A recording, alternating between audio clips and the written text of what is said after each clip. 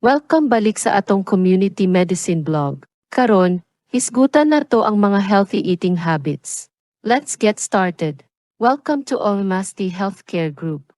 Ang healthy eating makatabang sa pag-maintain sa atong timbang, pag-improve sa atong mood, o pag-prevent sa mga chronic diseases. Here are some tips para sa healthy eating. Eat a variety of foods. Siguro nga kaunon nimo ang different types of fruits, vegetables, proteins, ag whole grains. Control portion sizes, pagbantay sa portion sizes para dili ka ma-overeat. Limit sugar and salt, bawasan ang pagkaon og mga pagkaon nga taas og sugar og salt. Drink plenty of water, inom og daghang tubig kada adlaw. Mao na to ang mga tips para sa healthy eating. Hinaot makatabang kini sa inyong diet. Ayaw kalimot sa pag-like, share, og subscribe. Daghang salamat ug amping kanunay. Welcome to Almasty Healthcare Group.